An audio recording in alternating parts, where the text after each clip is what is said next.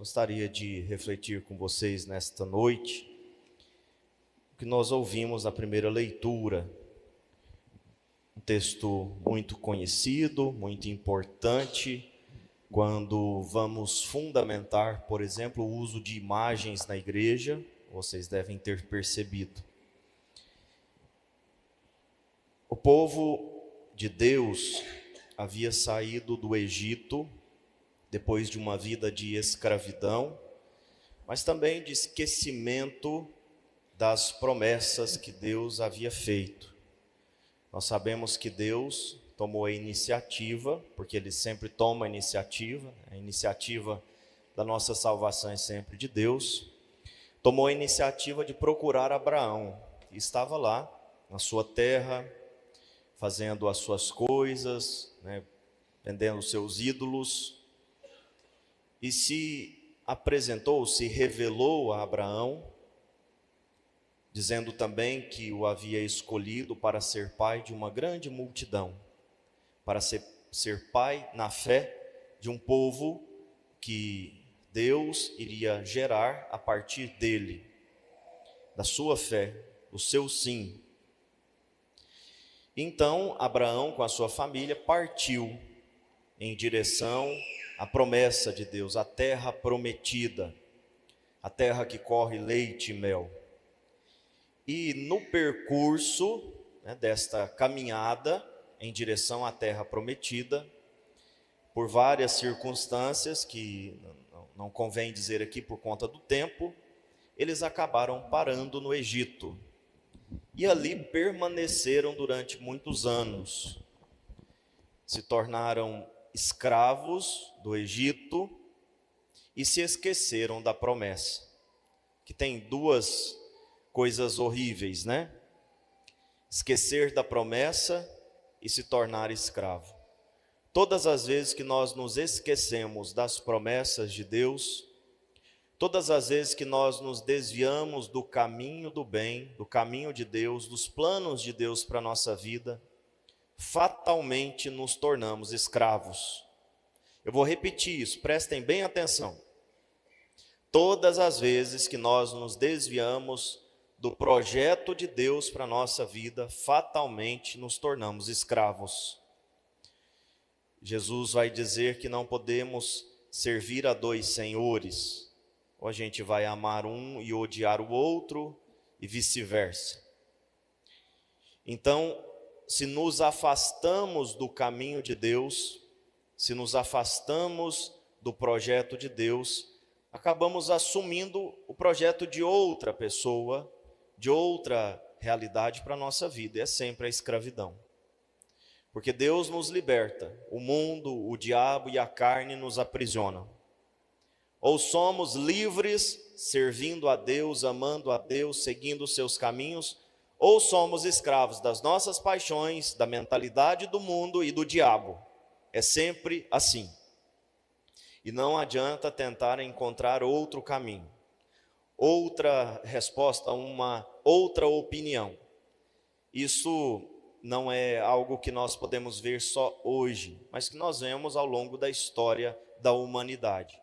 Ou somos de Deus, totalmente de Deus, e portanto livres, ou somos escravos do demônio, do mundo e da carne, os inimigos da nossa fé.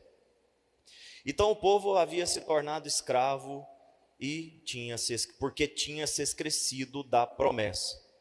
Deus mais uma vez tem iniciativa, procura Moisés, relembra a promessa e liberta o povo. Eles passam pelo mar aberto, com os pés enxutos, eles veem as tropas do faraó se afogarem atrás deles, eles veem aquela intervenção estrondosa de Deus na história deles, eles se colocam a caminho, então, felizes, colocam-se a caminho da terra prometida. Então esse é um pouco do resumo.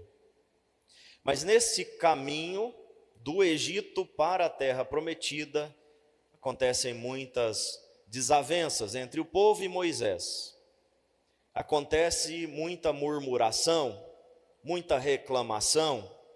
Muitas vezes o povo fica revoltado porque o caminho é árduo, o caminho é difícil, o deserto é custoso, o deserto é exigente, às vezes não tem muito alimento, às vezes é muito sol, muito frio, muito calor, poeira, não tem lugar fixo para ficar, sempre nômade, sempre de uma tenda para outra tenda, né? De tenda em tenda, não tem casa fixa, como nós temos, né? Fazemos uma casa de alvenaria porque sabemos que podemos viver a vida inteira e morrer naquela casa. Mas eles tinham que desmanchar as casas o tempo todo para construir em outro lugar, que estavam peregrinando. Então, no transcurso para a terra prometida, muitas vezes, mais uma vez, eles se esquecem da promessa e se tornam escravos, agora não do faraó, mas das suas murmurações, escravos, né, dos seus devaneios, né, das suas ilusões. Veja, o povo achava, né, lá no deserto, lembrava de carne e cebola que tinham no Egito. No Egito nós tínhamos carne e cebola à vontade, né, uma carne bem temperada.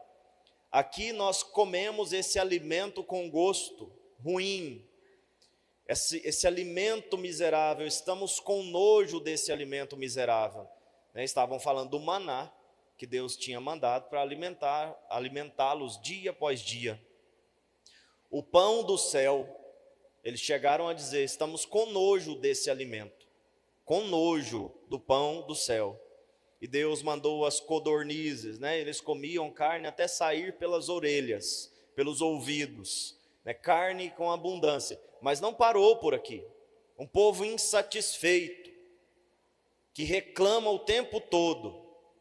E aqui, numa ocasião de reclamação, numa ocasião de falta de fé, de vacilo na fé, numa ocasião em que murmuravam contra Deus e contra Moisés, como consequência da murmuração, como consequência da falta de fé, como consequência dos insultos e da ingratidão, serpentes venenosas começaram a morder o povo, a envenenar o povo que estava morrendo por causa desse veneno, morrendo por causa da sua murmuração, da sua falta de fé, da sua ingratidão.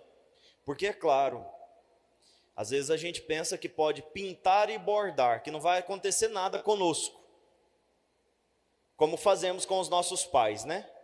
Pintamos e bordamos com os nossos pais, e eles continuam sustentando, né, as nossas ingratidões, sustentando os nossos vícios, muitas vezes sustentando as nossas gandaias, sustentando as nossas brigas, porque se os nossos pais fossem um pouquinho mais duros conosco, nos mandariam embora de casa.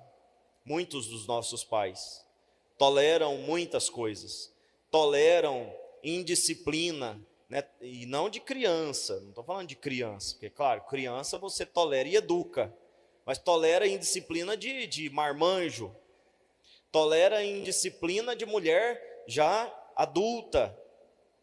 Vocês conhecem pelo menos um pai que é assim, pelo menos um filho que é assim, que não mereceria estar em casa, que já mereceria ter sido mandado embora há muito tempo. Mas a gente acha que com Deus a gente pode pintar e bordar, que não vai acontecer nada, né? Porque Ele é o Pai misericordioso que nos acolhe. Sim, Ele é o Pai misericordioso que nos acolhe, mas exige mudança de vida, exige uma postura nova. E mesmo que nos acolha, mesmo que tenha sempre um coração disposto a nos acolher e nos perdoar, nós temos que entender que os nossos atos têm consequências. O filho pródigo ficou sem dinheiro, perdeu tudo, virou empregado de um homem que não dava nem lavagem para ele comer. Ou seja, consequência. A culpa não é do pai, a culpa não foi de Deus, pelas serpentes terem vindo morder aquele povo. Consequência. Mas Deus, que é bondoso, que é misericordioso, que deixa, que permite que as coisas sigam o seu curso e que, portanto, que as consequências cheguem na nossa vida, inclusive para nos corrigir, para nos educar, para que a gente caia em si, como o povo caiu e pediu a intercessão de Moisés. Então Deus, que é misericordioso, diante da intercessão de Moisés, mandou fazer uma serpente de bronze.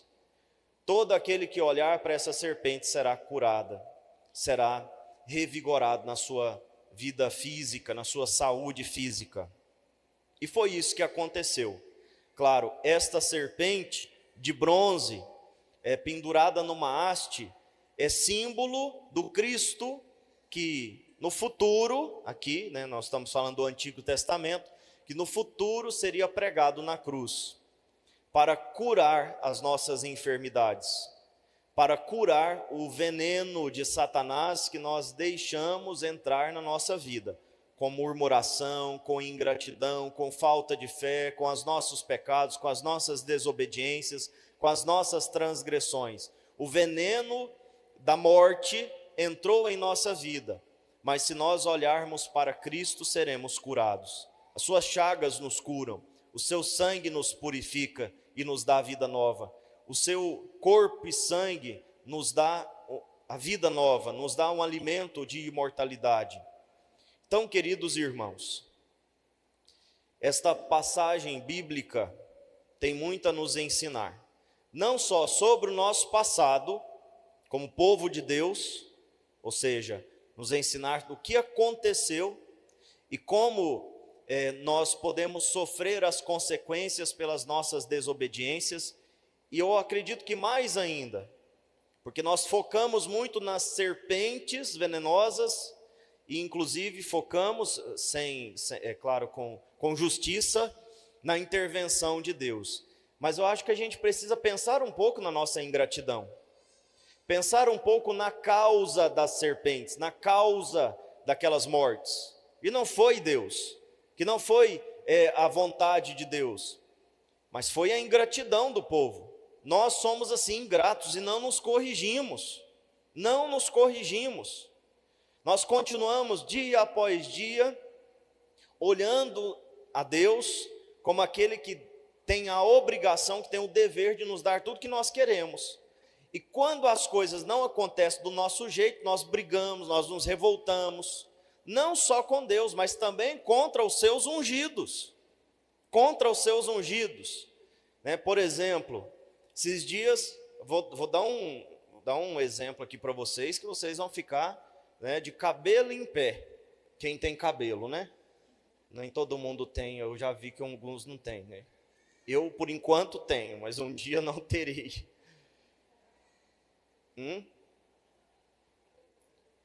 Um exemplo, né? Esses dias nós refletíamos sobre a mulher que foi pega em adultério, que trouxeram para Jesus, para saber se era para apedrejar ou não. Falamos tanto dessa história de jogar pedras. No mesmo dia, né, uma pessoa estava nervosa porque não tinha na missa o adesivozinho da catequese. E aí tacou pedra na catequista, em Deus e em todo mundo, porque não tinha um adesivo para pregar. Pelo amor de Deus, né? Esse é o retrato do que nós todos fazemos. A gente medita a palavra de Deus, a gente vê, né, o que Deus faz, sua obra, seus benefícios. Às vezes a gente passa 3 dias num retiro e chega em casa e briga porque o copo está fora do lugar. E chega em casa porque tem louça suja na pia. Chega em casa e cria aquela guerra mundial porque a roupa suja não está dentro do cesto. E xinga o marido, e briga com os filhos, e briga com a esposa porque o almoço não ficou pronto no momento certo. Nós brigamos por causa de figurinha, né, com adesivozinho de catequese. Pelo amor de Deus, se isso não é um absurdo, né? O copo sujo, a roupa fora do lugar, o adesivo da catequese, e assim a gente vai, né? E aqui eu estou batendo no peito e também falando que é a gente, né, que briga por causa de picuinha, com os nossos amigos, com os nossos familiares, dentro da igreja, dentro das pastorais. Às vezes a gente pensa assim, por que a minha pastoral está esvaziando? É porque tem muita gente enchendo o saco. Porque tem gente que tem mais o que fazer e pensa assim, eu não vou ficar nessa pastoral, eu não vou ficar nesse movimento, porque só me enchem o saco. Eu vou cuidar da minha vida, eu vou cuidar da minha família, eu vou trabalhar, eu vou cuidar da minha vida. Vou participar da missa, confessar, buscar os sacramentos, mas não me fale de pastoral. Por quê? Porque chega lá é encheção de saco. Não é assim? Ou eu estou enganado? Estou mentindo? Por causa de coisinha, né? Eu dei um exemplo aí de um adesivo, mas esse adesivo se a gente for listar, né, os motivos das nossas brigas na igreja, em casa, no trabalho, é só besteira, murmurando aqui. E aí vem o veneno, né, da serpente sobre a nossa vida, e a gente fica procurando os culpados, procurando as causas. A causa está na nossa ingratidão. Temos que parar de ser ingratos com Deus e com os nossos irmãos, com Deus e com os seus ungidos. Então, se por um lado aqui nós temos que refletir muito sobre a bondade de Deus que vem em nosso socorro na cruz, como esse sinal que nos cura, que nos lava. Por outro lado, eu acho que vale a pena meditar. Temos sido ingratos com Deus? Temos sido murmuradores na igreja, na família, no trabalho? Temos sido murmuradores contra Deus e contra os seus ungidos? Vamos pedir ao Senhor que nos dê essa graça de ter a capacidade de meditar. E vamos pedir a Nossa Senhora e a São José, que nós não vemos, né? Você vê Nossa Senhora e São José brigando por causa de pouca coisa? Aliás, eles não brigavam nem por causa de muita coisa, né? Vai brigar por causa de pouca coisa. Não brigar, Nossa Senhora brigando com São José porque não conseguiu um lugar na hospedaria. A gente não vê isso. Então vamos pedir a eles que intercedam por nós e nos dê a graça de um coração manso, humilde, puro, um coração calmo, um coração grato a Deus e aos nossos irmãos. Louvado seja o nosso Senhor Jesus Cristo. Para sempre seja louvado.